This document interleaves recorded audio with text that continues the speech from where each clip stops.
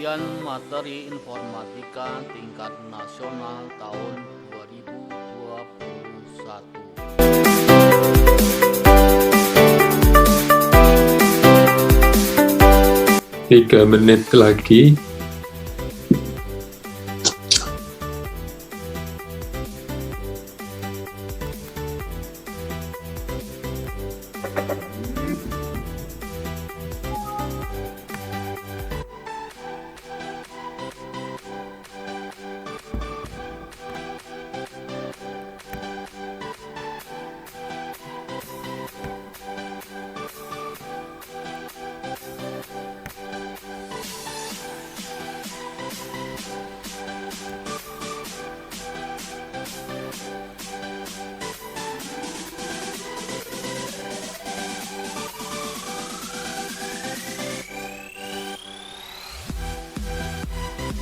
Kopi Bapak Ibu biar nggak ngantuk.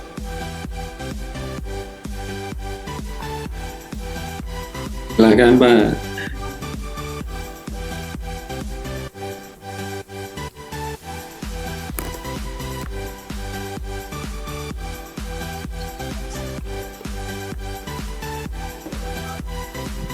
Di kantor Pak atau di rumah? Di ruang kelas Pak, kalau di kantor rame di dalam teman-teman banyak. Oh, Menyendiri itu. oh iya. Iya Pak. Kalau kami belum boleh ke kampus ya Pak. Ini cuma ya tapi beda ruangan, ya ada tiket Pak, ada tiket. Karena layanan juga kan kasihan ada yang anak bermasalah. Oke. Iya sih Pak. Ya. Iya sebenarnya ya. Agak susah kalau tidak sama sekali tidak boleh ke sekolah. Ya makanya ini saya juga pertama di samping berhenti, saya di sini aja menghindari kerumunan gitu ya. Bapak dari mana Pak? Di Tangerang Bapak. Oh, Tangerang. Oh iya iya. Kalau suaranya mentok Jawa ya, memang susah hilangin ini. Kedengarannya jauh Pak. Ya, suara. Suara jauh ya. Tapi jelas. Oh, ya, Tapi jelas. Tapi jelas. Oh, iya, iya, Pak. Baik, saya kira sudah pukul 1 ya. Selamat siang, selamat sore ya sudah setelah tengah hari. Selamat sore ya, siap. Selamat siang Bapak Ibu yang saya hormati. Assalamualaikum warahmatullahi wabarakatuh. Salam sejahtera. Mudah-mudahan dalam keadaan baik dan sehat sehingga bisa mengikuti acara apa ini ya, short course ya. Baik, pada sesi ini kebetulan saya yang diminta untuk menyampaikan materi tentang fungsi atau function dan rekursi atau recursion. Sebenarnya sudah ada video ya yang kami buat ya, mungkin bisa nanti membantu untuk mereview, untuk mengulang kembali. Apakah sudah dilihat? Sudah ada yang melihat Bapak Ibu video tentang fungsi dan rekursi? Iya sudah, tapi ya sudah Pak. Hari ini siap. Oh baik, baik. Ya baik.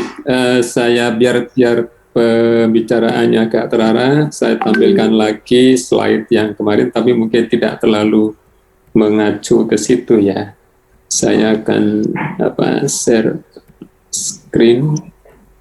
Nah ini.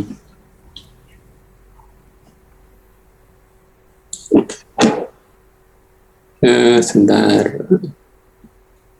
Gimana ya kalau untuk oh ini nih. Nah.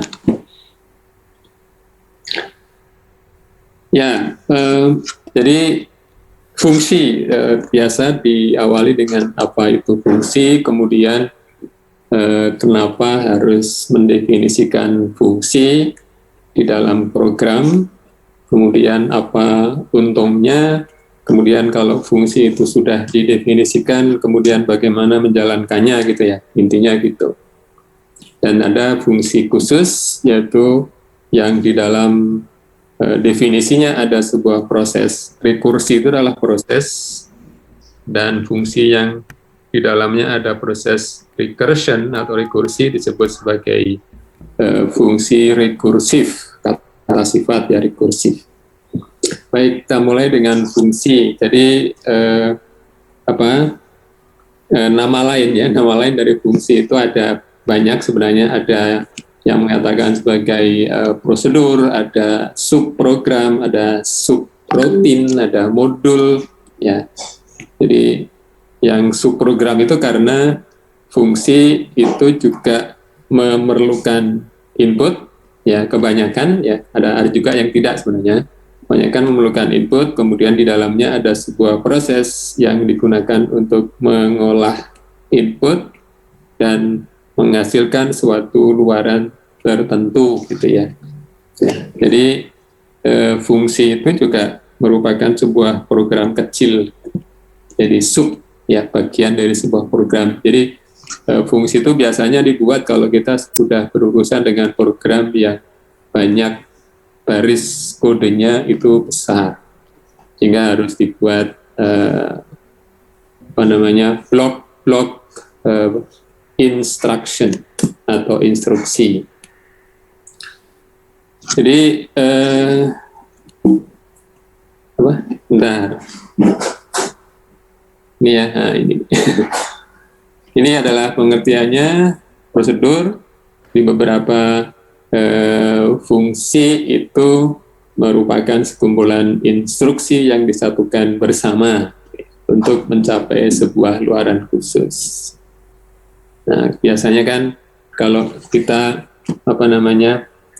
membuat sebuah program yang besar, kemudian ada suatu kebutuhan yang berulang untuk menghasilkan sesuatu luaran yang sama tetapi berulang-ulang.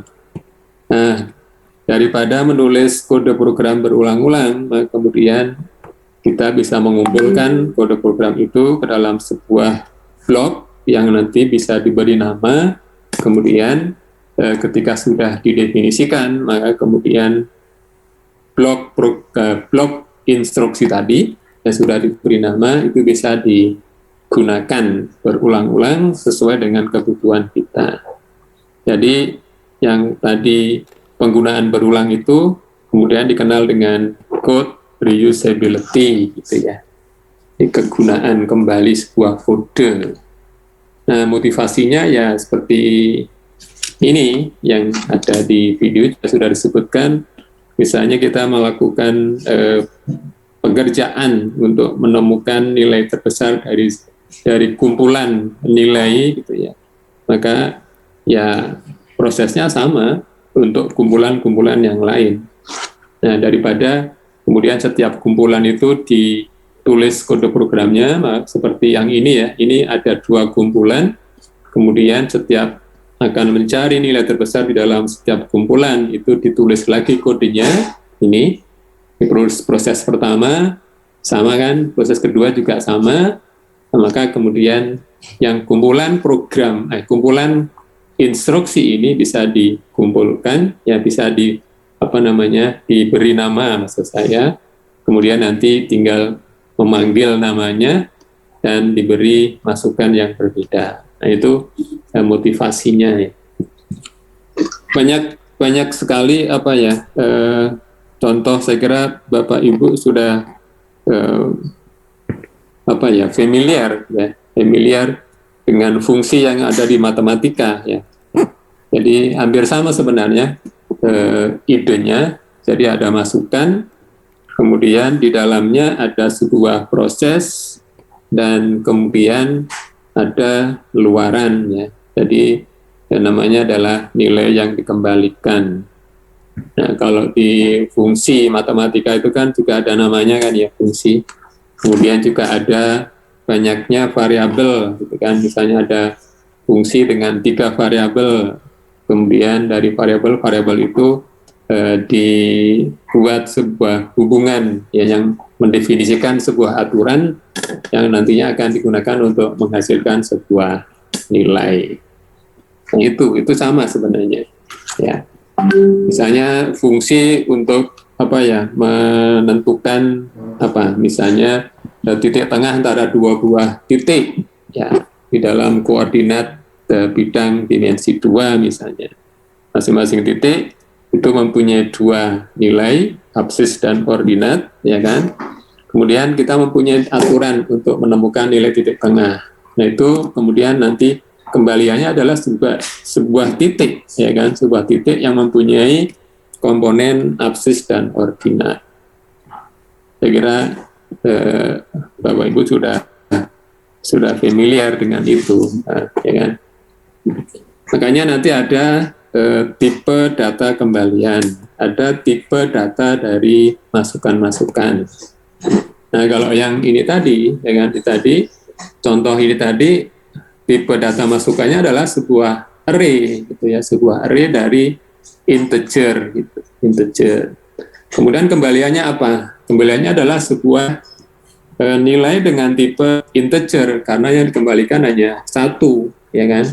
Kalau ini kan masukannya kumpulan nilai, tapi kemudian nilai kembaliannya adalah berupa satu buah nilai, yaitu nilai yang terbesar. Kalau tadi tipe data masukannya adalah ya tipe data terstruktur ya, karena itu tadi ada dua komponen, absis dan ordinat. Kemudian kembaliannya juga merupakan tipe data terstruktur karena mempunyai komponen absis dan ordinat. Jadi tergantung dari fungsi atau nilai yang akan kita peroleh. Bisa juga misalnya fungsi untuk menghitung volume sebuah bangun 3 dimensi gitu ya, misalnya. Untuk menghitung luasan dari sebuah bangun 2 dimensi, menghitung keliling sebuah bangun 2 dimensi, dan seterusnya. Ya. Nah ini bagaimana cara mendefinisikan sebuah fungsi. Kebetulan ini yang digunakan adalah bahasa pemrograman C. Ya, jadi Bapak Ibu nanti bisa menggunakan bahasa pemrograman yang Bapak Ibu familiar ya. Jadi ini strukturnya standar sebenarnya.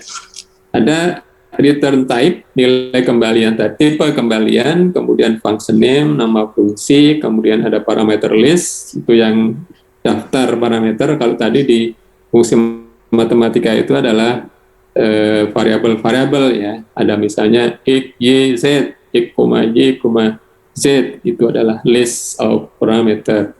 Kemudian mulai dengan definisi dari fungsi yang di sini disebut sebagai body of the function.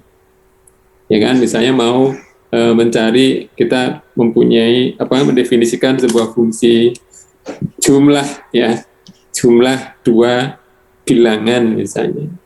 Jadi masukannya adalah 2 buah bilangan, kemudian kembalinya juga bilangan, ya kan? Di sini hanya jumlahan, kemudian ada return. Nah, kalau di function ya, di function, definisi function, khususnya dalam bahasa C itu harus ada ini, statement return, kata kuncinya ini. Expression itu bisa berupa konstanta, bisa berupa ekspresi, ya bisa masih berupa variabel dan ada operator. Baik, jadi itu bagaimana mendefinisikan sebuah fungsi. Misalnya tipe datanya adalah char misalnya ya, char. Kemudian di sini nama fungsinya misalnya karakter tengah misalnya ya, karakter tengah. Terus masukannya adalah kalau di dalam bahasa C itu tidak ada ini ya, tidak ada tipe data string, tetapi array of char gitu ya, array of char. Nah, hingga nanti yang ditemukan adalah karakter yang ada di tengah di tengah string tadi. Gitu. Makanya di sini tipe datanya adalah char, ya char di sini. Char, kemudian namanya musik karakter tengah. Nah parameternya adalah misalnya char, ya char di sini ada berapa panjangnya, gitu ya. Char, jadi array of char kalau di C itu string. Kemudian di sini yang dikembalikan adalah merupakan karakter, ya, yaitu karakter yang ada di tengah dari string tadi. Ya, berarti menggunakan menghitung ya, menghitung banyaknya karakter di dalam array tadi, kemudian kalau misalnya panjangnya itu genap, berarti kan tidak ada yang ada di tengah ya. Tapi kalau panjangnya ganjil, baru ada karakter yang ada di tengah, dan seterusnya. Apalagi misalnya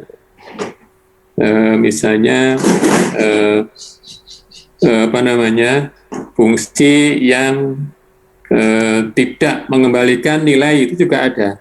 Ya. Apa itu fungsi yang tidak mengembalikan nilai? Fungsi yang tidak mengembalikan nilai itu adalah fungsi yang hanya melakukan sebuah pekerjaan.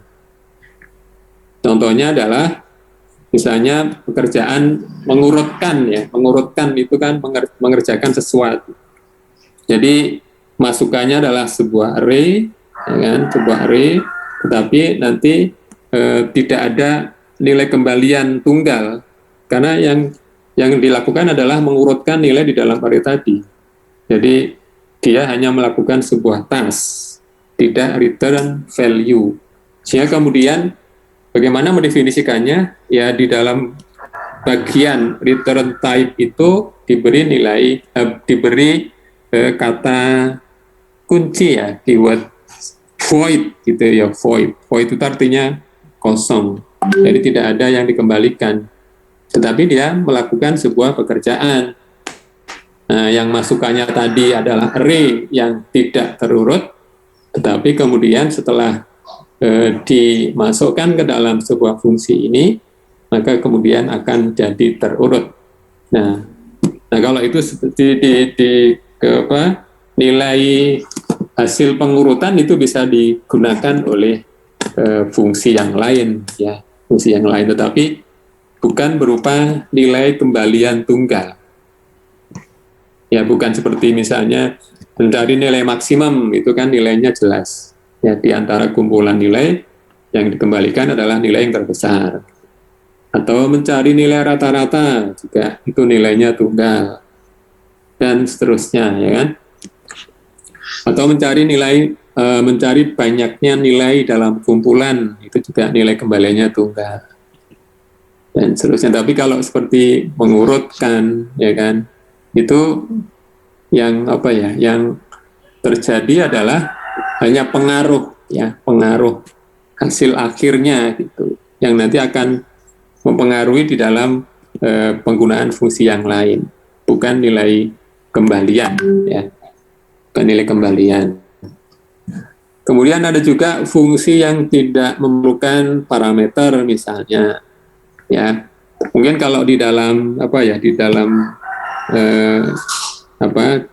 karena tidak memerlukan masukan, maka dia selalu mengerjakan pekerjaan yang sama, ya. Jadi ada fungsi yang tidak memerlukan masukan tetapi bisa mengembalikan nilai juga ada, tergantung kita yang mendefinisikan kan, ya. Ada juga fungsi yang tidak mengembalikan nilai tetapi perlu masukan juga ada. Jadi ada void, kemudian nama fungsi, kemudian void. Nah, itu adalah fungsi yang tidak memerlukan masukan dan fungsi yang tidak mengembalikan masukan, mengembalikan nilai. Ya.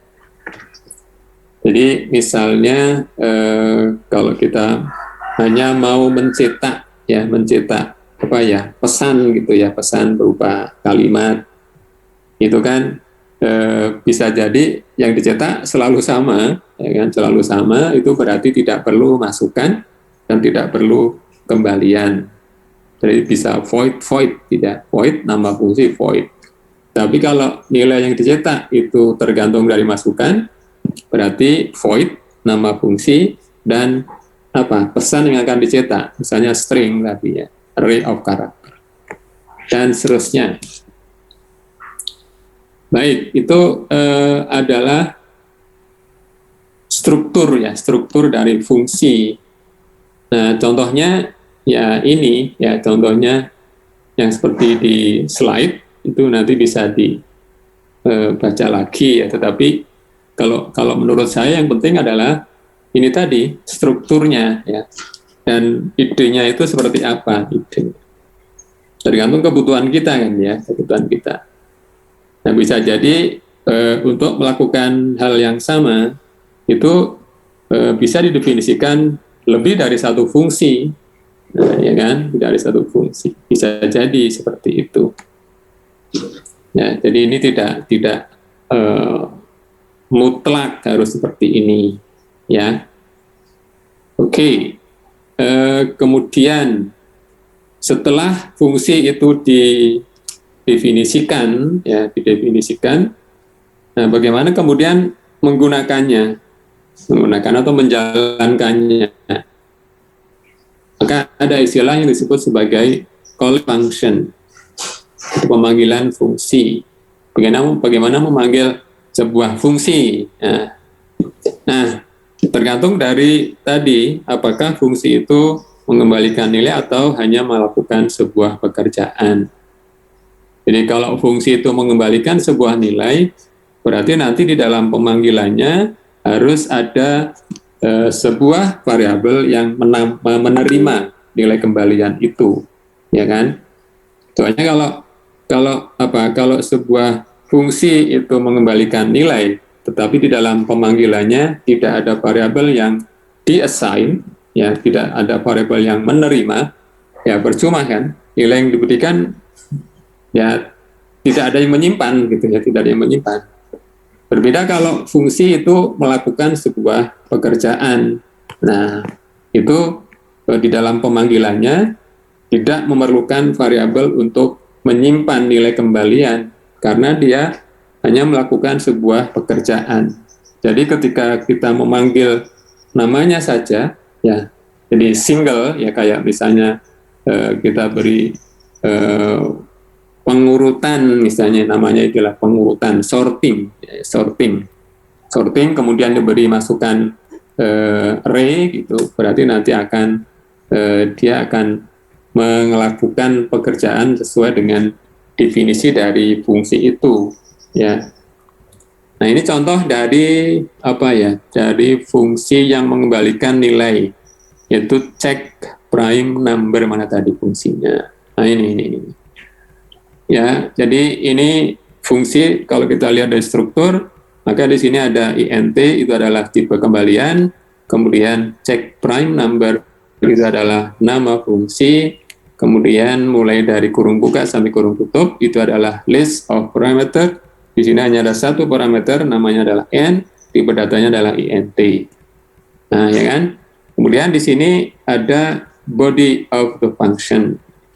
Nah, di dalam fungsi bisa juga ada deklarasi variabel-variabel.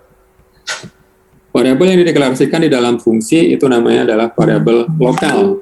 Dalam contoh ini, variabel lokalnya adalah c dan flag, ya. Nah, kebetulan yang flag itu langsung diberi nilai awal. Itu bisa kalau di dalam bahasa C. Jadi deklarasi langsung diinisialisasi dengan nilai awal. Nilai awal flag adalah 1. Karena tipe datanya integer, C juga integer. Di sini C digunakan sebagai counter loop, ya. Nah, variabel lokal itu tidak terbaca oleh fungsi lain, ya, di luar fungsi ini. Jadi dia istilahnya invisible, ya, tidak visible, ya, invisible, tidak terlihat, sehingga kalau nanti Bapak Ibu mendefinisikan lebih dari 2 fungsi, kemudian di dalamnya itu menggunakan variabel lokal dengan nama yang sama, tidak masalah, ya kan? Karena dia tidak saling bisa baca, gitu ya, tidak ada konflik, ya, tidak ada konflik. Itu kalau di dalam variabel lokal. Nah, variabel lokal itu mempunyai lifetime, ya, lifetime itu ya waktu hidup. Waktu hidup artinya bahwa variabel itu aktif, ya aktif. Dia mulai hidup ketika fungsi yang mendeklarasikan itu dipanggil, dan dia akan berhenti, akan mati ketika fungsi sudah selesai melakukan pekerjaan, yaitu dengan mengembalikan nilai kembalian itu, ya kan? Nah, ini adalah definisi dari fungsi, ya kan, untuk mengetahui apakah sebuah nilai itu merupakan bilangan prima atau bukan, gitu ya.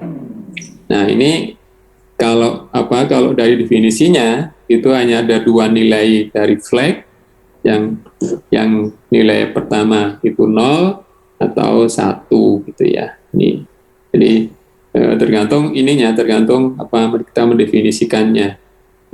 Jadi nilai flag itu hanya 0 atau 1, bukan atau ya, gitu kan maksudnya. Prima atau bukan, prime atau bukan, gitu. Ini definisinya. Jadi yang dikembalikan adalah nilai yang ada di dalam variabel flag. Nah, ini namanya ekspresi namanya, karena variabel, ya, variabel ekspresi. Apa-apa yang disimpan dalam variabel flag itu yang dikembalikan. Baik, bagaimana memanggilnya? Ini kita lihat, ya. Ini adalah program kecil, ya kan? Hanya ini ada main itu adalah juga sebuah fungsi, ya, sebuah fungsi. Jadi kalau di dalam bahasa C itu fungsi itu untuk bisa dipanggil tidak harus didefinisikan dulu, ya. Berbeda kalau dengan bahasa Pascal juga. Kalau ini cukup dideklarasikan headernya, ya. Ada return type, ada name function, ada list of parameter. Cukup, ya, titik koma. Itu memberitahu compiler bahwa nanti akan ada fungsi dengan nama ini, tipe kembalian ini, kemudian daftar parameternya adalah ini. Ya, kemudian bisa langsung di call, dipanggil. Di mana memanggilnya? Ini, ya, di dalam loop dari main function. Ini juga function main, itu program utama. Jadi ini ada check prime number, kemudian diberi masukan i, tergantung nilai i-nya kan, ya, nilai i-nya nilai. Nah, di dalam pendefinian fungsi itu ada nama beda parameter. Kalau di dalam definisi namanya adalah formal parameter, ya, formal. Tapi kalau di dalam pemanggilan ini namanya adalah actual parameter. I itu adalah actual parameter. Jadi parameter yang sesungguhnya nanti akan dihitung nilainya, dicek. Nah, apa-apa yang dikembalikan oleh check prime number itu akan disimpan oleh flag, ya kan, oleh flag. Nah, ini kemudian digunakan di dalam condition ini, if jika flagnya 1, maka kemudian dicetak itu adalah merupakan apa? Merupakan bilangan prima, gitu kan, ya. Nah, yang ini kan mencetak bilangan prima di antara dua buah bilangan. Nah, jadi ada bilangan prima apa saja di antara dua buah bilangan prima itu. Ya, ini pemanggilan fungsi yang mengembalikan nilai, ya, yang mempunyai nilai kembalian. Jadi ada variabel yang menerima. Contoh dari luaran ya seperti ini. Jadi dimasukkan dua buah nilai 12 dan 30, ya kan? Maka kemudian yang ditentukan adalah apakah apa saja bilangan prima di antara 12 dan 30. Jadi ini, ya. Oke, kemudian ada ini, ya, ada dua cara pelewatan passing parameter, dua cara. Yang pertama adalah passing by value. Passing by value contohnya adalah ini. Ini yang dilewatkan adalah nilainya, nilai dari i, ya, nilai dari i. Cara yang kedua adalah passing by reference. Kalau passing by reference itu yang dilewatkan adalah address, ya, address. Jadi ketika fungsi itu diberi nilai masukan nilai, ya, nilai, maka dia tidak perlu tahu lokasi di mana variabel itu, ya. Yang penting nilainya saja yang Nah, kalau di sini tidak terlalu pengaruh, ya. Kalau yang berpengaruh itu pada fungsi ini, bukan fungsi, fungsi yang tidak mengembalikan nilai, tetapi fungsi yang melakukan pekerjaan, yaitu menukar isi dua buah variabel, ya, menukar isi dua buah variabel yang dikenal dengan swap, ya, swap, menukar exchange, menukar dua buah nilai. Misalnya ada dua buah variabel x dan y, x awalnya nilainya 5, y-nya 10, kemudian kalau di exchange jadi x bernilai 10, kemudian y bernilai 5. Nah, kalau itu harus hati-hati di dalam melewatkan parameter, ya. Jadi jangan yang dilewatkan adalah nilainya. Kalau yang dilewatkan nilainya nanti tidak akan berpengaruh pada variabel x dan y. Jadi nanti nilai yang tersimpan di dalam x dan y masih tetap. Karena yang ditukar adalah kopinya, salinannya. Jadi kalau yang dilewatkan itu adalah nilai, itu berarti adalah copy of value, bukan address, ya, bukan address dari variabel yang menyimpan value itu. Tetapi kalau yang dilewatkan addressnya, jadi ada address x, ada address y, maka nanti fungsi akan langsung mengambil ke lokasi di mana x dan y berada di dalam memori, ya kan? Sehingga kemudian ketika nilainya di exchange, dipertukarkan, maka akan berpengaruh langsung ke variabel-variabel x dan y yang tadi diketahui address-nya, gitu ya. Itu bedanya antara passing by value dan passing by reference. Itu di dalam pemanggilan fungsi, melewatkan actual parameternya. Baik, apa ada yang ditanyakan Bapak Ibu sebelum ke fungsi khusus, yaitu fungsi rekursif?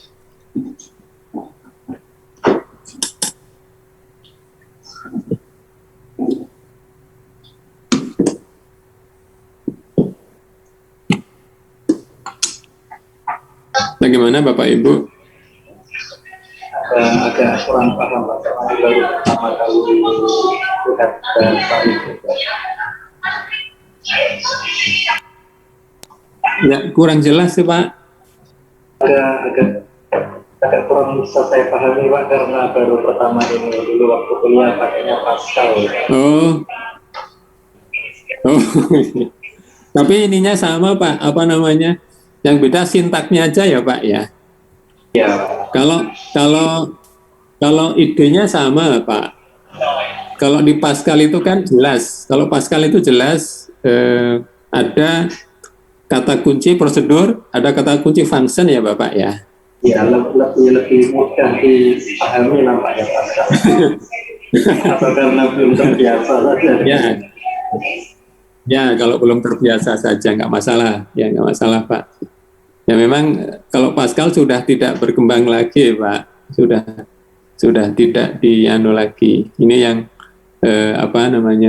ada varian-variannya itu adalah mulai dari C, kemudian ada C++, kemudian ada yang ada Java itu mirip. Nah, ya itu aja. Kalau fungsi itu bisa hanya melakukan pekerjaan. Kalau di Pascal jelas diawali dengan prosedur, kemudian kalau yang mengembalikan nilai itu diawali dengan function, dan nilai kembaliannya kalau di Pascal itu langsung disimpan di dalam nama ya kan Pak ya, nama fungsinya, nama fungsi. Itu kalau di bahasa C,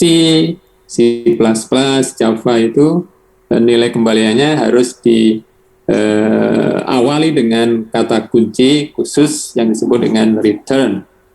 Nah, contohnya ini main ya, main itu kan dia kembaliannya adalah int ya, int ini definisikan int ini. Makanya karena dia tidak tidak mengembalikan nilai tertentu, di sini diberi 0 ini yang return. Ya, returnnya 0. Ya. Jadi main ini tidak membutuhkan masukan ya. Jadi kalau di bahasa C itu kadang harus dituliskan secara eksplisit void gitu. Tapi kalau di C++ itu bisa dibuat kosong, tidak ada apa-apanya. Ini artinya void. Ya, seperti itu. Ya. Yang kalau di yang tadi yang istilah parameter aktual, parameter formal itu juga sama Pak, di Pascal juga seperti itu. Kemudian bagaimana cara mempas, pas itu melewatkan, ya mengirim parameter aktual ke dalam fungsi yang sedang dipanggil, itu juga ada cara-cara yang tadi itu, ada passing by value, ada passing by reference. Paling tidak itu yang paling ya yang penting untuk diketahui. Nah, soalnya nanti kalau khusus tadi itu yang pengaruhnya harus sampai langsung ke variabel asal, itu berarti harus address-nya yang dilewatkan. Nah, kalau yang biasanya kalau yang dilewatkan itu adalah array, itu otomatis yang dilewatkan namanya. Nah, nama array itu adalah sebuah address dari array. Ya, kalau nama array itu otomatis alamat dari array. Ya, tidak perlu dilewatkan nilai-nilai yang ada di dalam array, tetapi cukup nilainya. Nilai yang ada di dalam array itu kemudian nanti fungsi akan langsung menuju ke alamat dari array dan dia akan bisa mengakses elemen-elemen yang tersimpan di dalam array tersebut. Ya kan ya, idealnya gitu. Kalau sudah mengetahui address, maka program atau fungsi ya itu akan bisa mengakses apa-apa yang ada di dalam alamat itu.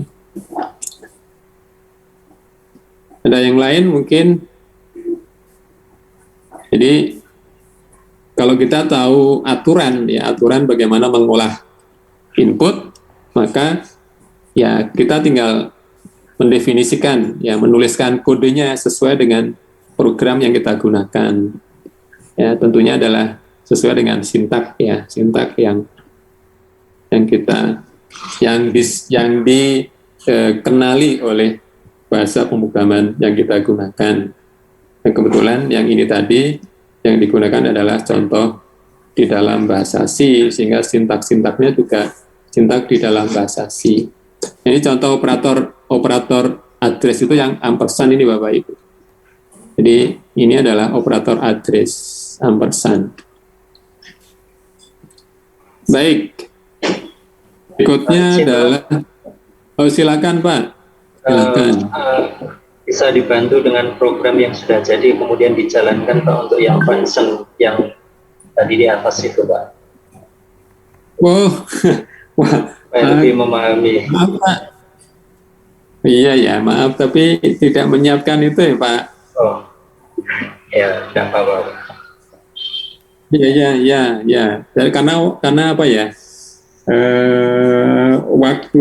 Waktunya itu hanya dibatasi 1 jam gitu. Jadi bukan di kerjaan lab gitu soalnya Pak.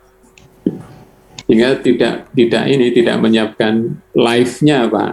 Tidak menyiapkan live. Ini kan capture-an ya Pak ya. Ini capture-an. Jadi kalau capture-an ini sebenarnya bisa di-trace logikanya. Tapi yang paling penting tadi itu loh Pak. Struktur ya, atau komponen-komponen apa yang harus ada di dalam sebuah fungsi. Yang pertama adalah bagaimana mendefinisikan. Tadi sudah ada bentuk umumnya, ya kan? Ini kemudian bagaimana memanggilnya. Gitu. Memanggilnya tergantung pada fungsi yang kita definisikan. Apakah dia itu mengembalikan nilai ataukah hanya melakukan pekerjaan. Nah itu.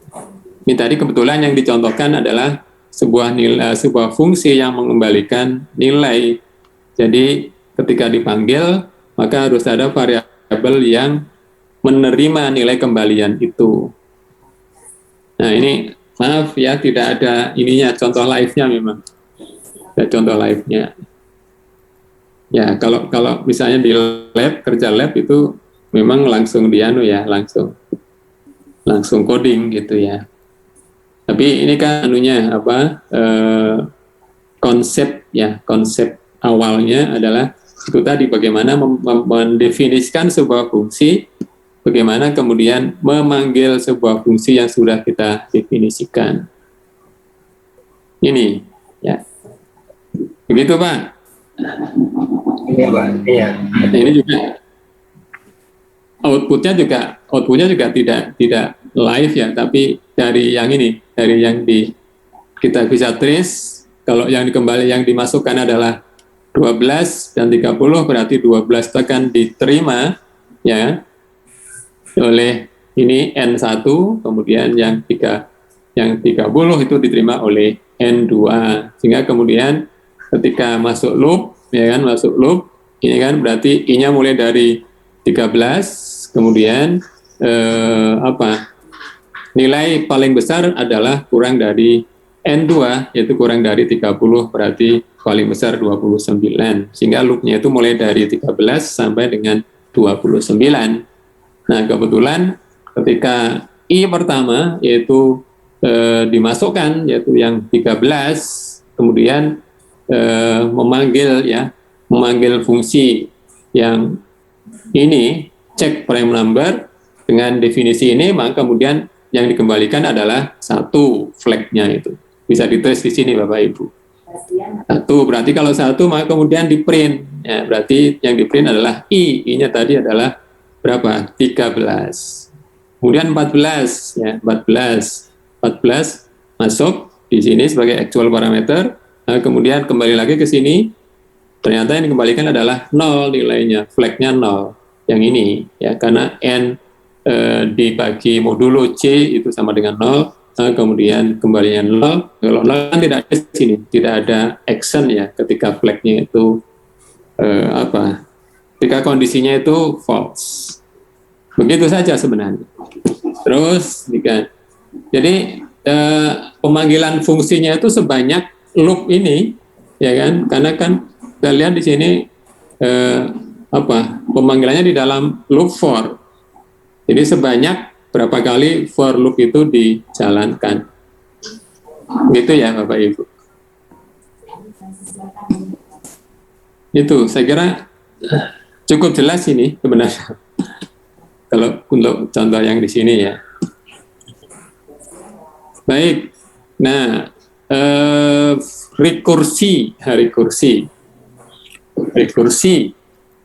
proses rekursi itu ya berulang, tetapi bukan berulang iteratif ya, beda.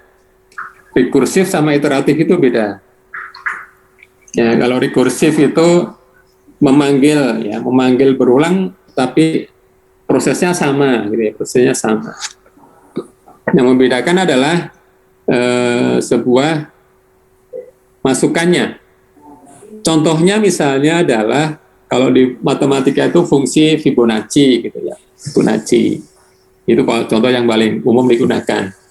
Itu Fn sama dengan Fn min 1 plus Fn min 2. Ya kan?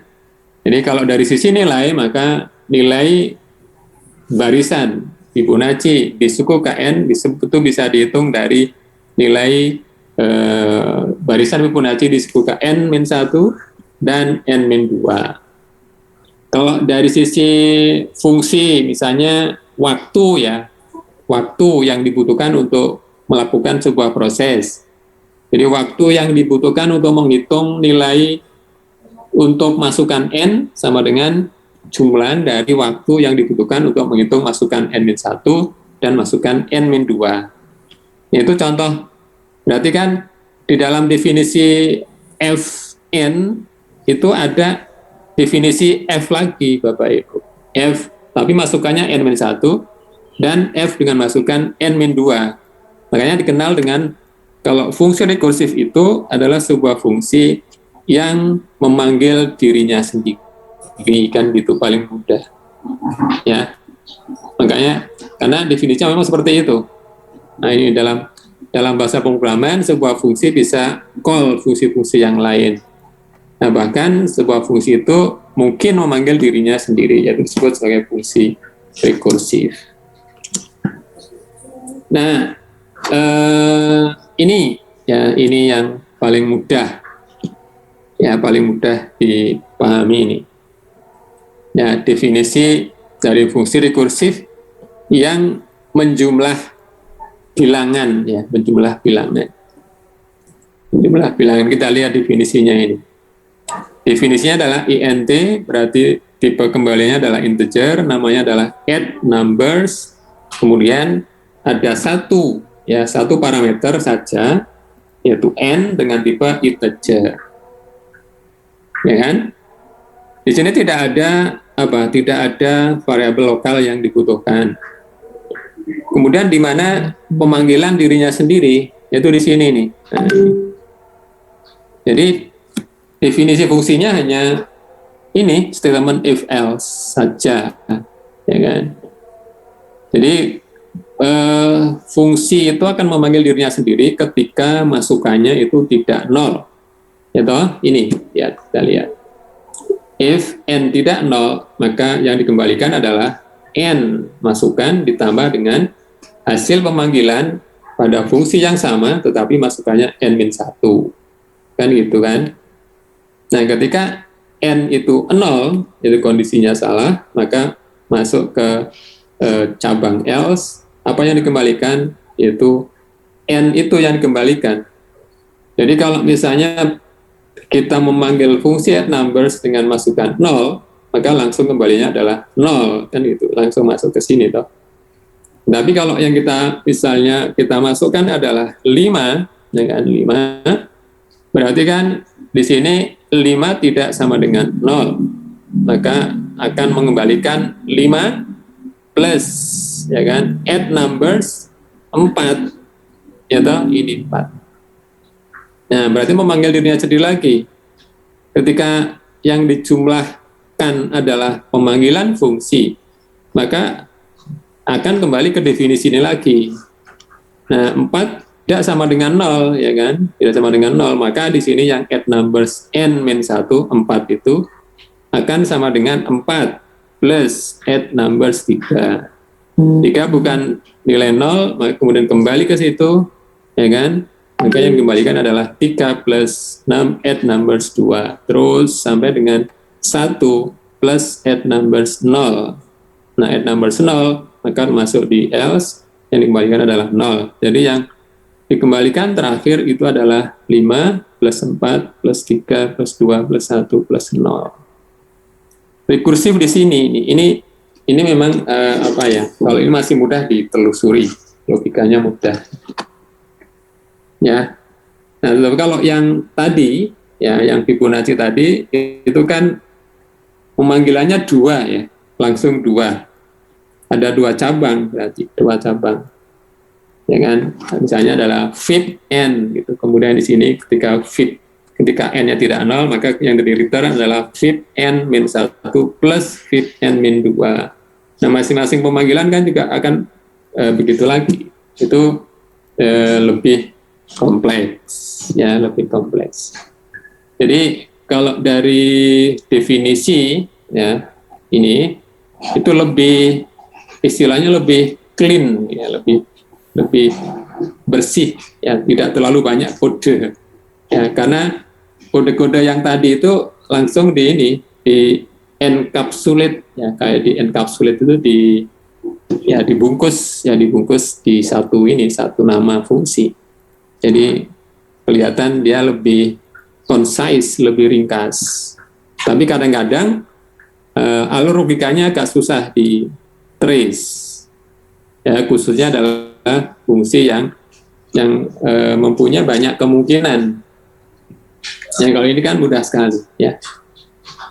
Begitu. Ini rekursif. Ya, definisinya sama. Kalau bahasa yang digunakan bahasa C, ya berarti strukturnya adalah tipe kembalian, kemudian nama dari fungsi, kemudian juga daftar dari parameter. Dan ini, ya, setelah kurung kurawal buka sama dengan kurawal tutup, itu adalah body of the function, termasuk di dalamnya ada return. Nah, ini kenapa ada 2 buah return? Karena memang menggunakan statement kondisional if else gitu ya. Jadi masing-masing kasus, masing-masing kondisi itu akan mempunyai kembalian. Harus ada. Nah, di dalam di dalam proses pemanggilan terhadap dirinya sendiri itu tentunya ada batasan berhenti, ya kan? Contohnya ini, dia akan berhenti memanggil dirinya sendiri ketika masukannya sudah sama dengan 0. Kalau tidak ada seperti itu kan berarti nanti akan infinite call ya. Infinite call itu ya tidak diinginkan ya. Gitu ya. Nah, kalau di ini contoh lain ya, contoh lain. Jadi void kemudian juga void, namanya adalah reverse sentence. Ya pekerjaannya adalah membalik kalimat. Nah, ini kita lihat. Pemanggilannya itu tidak perlu ada variabel yang menerima karena dia tidak mengembalikan nilai. Dia cukup dipanggil berdiri sendiri seperti ini. Nah, ya kan? Jadi cukup seperti ini, kemudian dia akan melakukan pekerjaannya sesuai dengan definisi ini. Itu ya. Ini sintak yang lain itu dalam bahasa Python dikali dengan def, kemudian recurse nama fungsi, kemudian di sini ada pasangan kurung buka kurung tutup, itu di dalamnya itu adalah daftar parameter, kemudian di sini ada titik 2 biasanya kalau yang di Python itu. Kemudian di sini ada 2 pemanggilan, ya. Seperti itu. Contohnya seperti ini, misalnya menggunakan faktorial, ada menggunakan power, ya. Pemangkatan itu juga bisa dengan rekursif, ya kan? Jadi sebuah pekerjaan itu bisa diselesaikan dengan mendefinisikan fungsi iteratif dan maupun rekursif kadang-kadang ya. Ya, kita bisa mendefinisikan fungsi faktorial dengan menggunakan fungsi yang iteratif, tidak rekursif. Kalau ini kan rekursif. Demikian juga yang pangkat misalnya juga bisa didefinisikan dengan iteratif menggunakan loop, baik itu for ataupun while dan seterusnya. Nah, ini yang yang rekursif, faktorial, Bapak Ibu bisa menelusuri ini ya, langkah-langkah eksekusi. Jadi ketika masukannya ya actual parameternya itu adalah 3, kemudian dia akan menuju ke definisi ini, kemudian dia akan melakukan proses ya seperti ini. 3 masuk di N, kemudian 3 itu tidak sama dengan 1, berarti else, kemudian yang di return adalah 3 plus faktorial 2, ya kan, kemudian 2 masuk definisi tadi, 2 tidak sama dengan 1, kemudian masuk else, dan yang di return adalah 2 plus faktorial 1, ya kan, kemudian 1 masuk di sini definisi, ternyata 1 itu sama dengan N sama dengan 1, berarti true, maka return 1. Selesai, ya kan? Selesai, balik sini, dan seterusnya. Baik, ini adalah tentang rekursi, ya nanti bisa dibaca lagi. Ya, ada manfaat tentunya, juga ada ketidakmanfaatan. Ya, ada kelebihan, ada kekurangan. Ya, salah satu kekurangannya, gitu ya, kekurangannya itu yang tadi kadang-kadang logika dibalik rekursi sulit diikuti. Ya, ketika fungsi yang kita definisikan itu fungsi yang besar, maka logikanya itu agak susah untuk diikuti. Kemudian pemanggilan rekursif itu mahal, ya tidak efisien, khususnya dari sisi memori. Karena setiap kali kita memanggil fungsi itu kan juga akan mereserve, ya, akan memesan memori untuk variabel lokal. Nah, sementara fungsi yang memanggil itu juga sudah menggunakan memori untuk variabel lokal yang sama. kita tahu bahwa variabel lokal itu akan mati ya kan ketika fungsi yang dipanggil itu sudah selesai mengerjakan pekerjaannya. Nah, ketika fungsinya itu rekursi, dia akan selalu memanggil dirinya sendiri terus sampai nanti kondisinya berhenti, ya kan? Nah, selama itu tidak berhenti, berarti kan dia akan selalu memesan memori untuk variabel-variabel lokal. Nah, itu yang dikatakan apa? Memerlukan memori dan waktu yang besar, ya. Jadi khususnya adalah di memory consuming, penggunaan memori. Ya tentunya kalau yang apa namanya, yang tadi yang dimasukkan itu masukannya besar, kemudian berhentinya tergantung dari ukuran masukan, itu juga akan memerlukan waktu yang lama besar. Demikian Bapak Ibu tentang fungsi dan rekursi, fungsi dan fungsi rekursi. Apakah ada yang ditanyakan?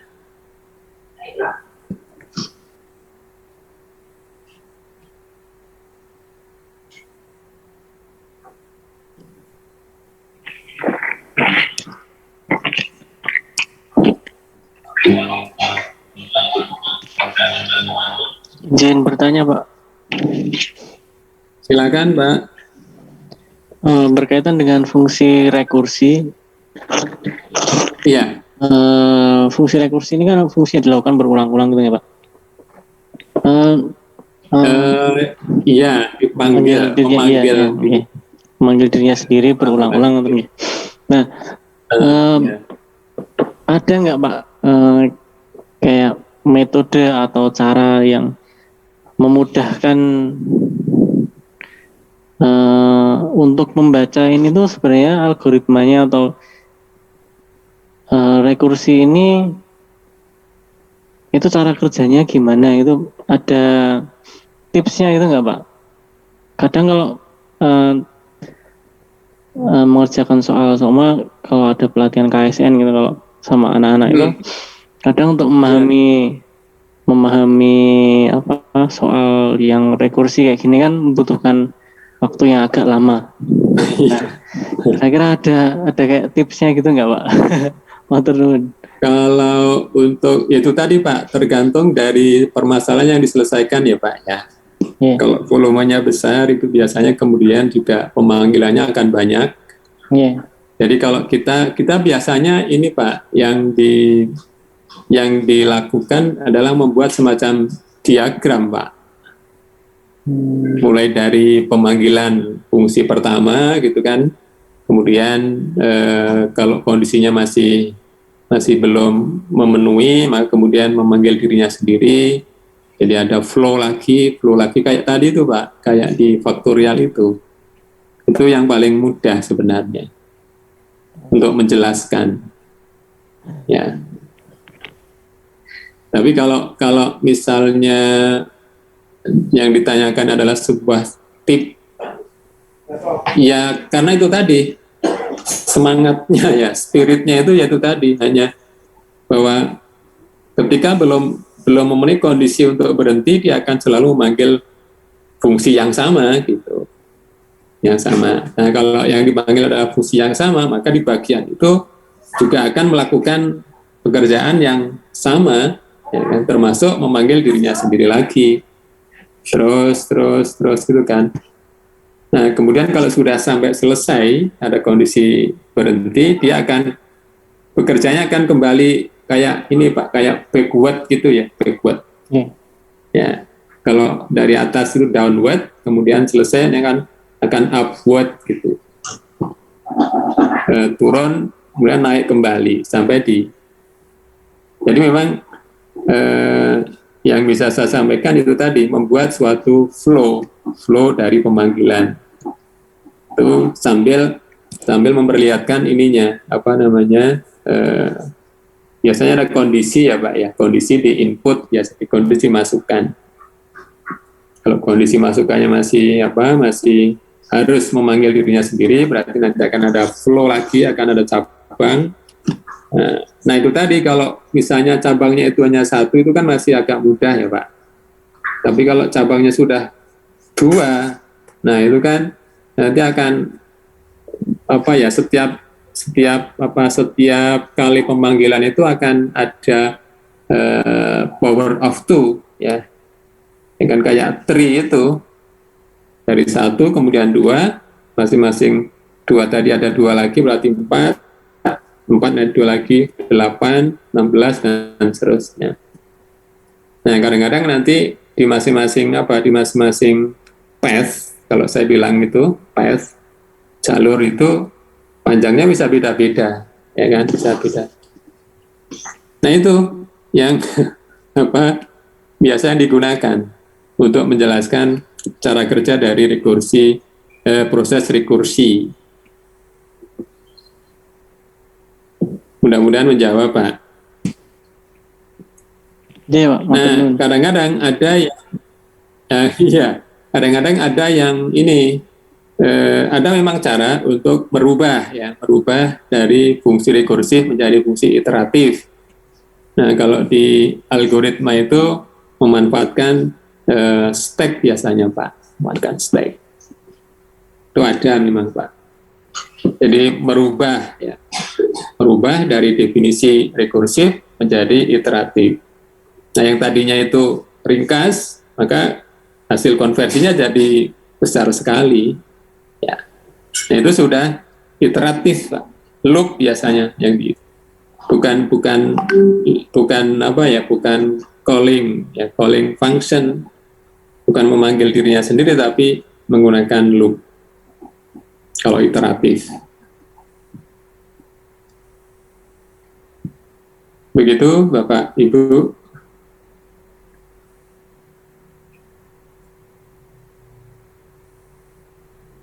Ada yang lain mungkin?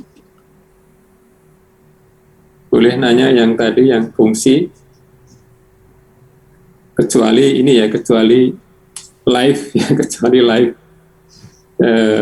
mengeksekusi program.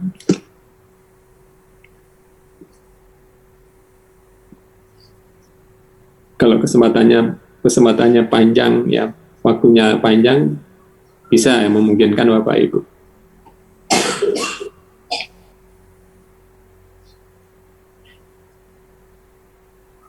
Sudah tidak ada?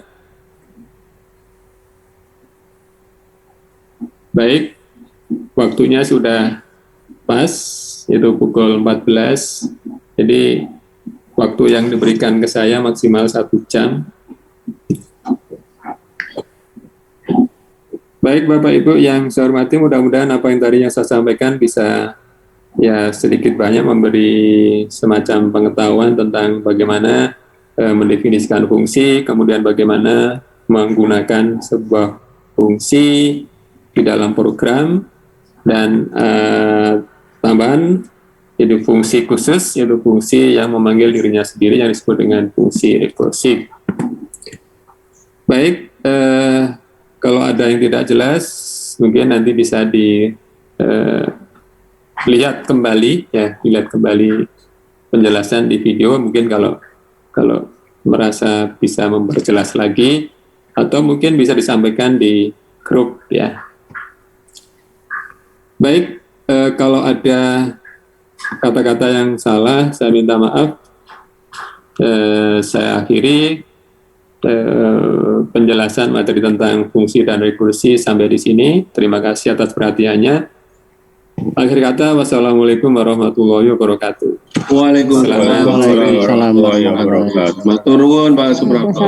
Terima kasih Bapak. Terima kasih Pak. Terima kasih Pak. Maaf Bapak dan Ibu. Saya Terima boleh kasih. minta waktunya sedikit untuk open cam sebentar karena saya ingin Iya. melakukan screenshot untuk dokumentasi. Oke. Saya stop sharing. Sudah ya. Saya mulai dari slide pertama ya. 1, 2, 3.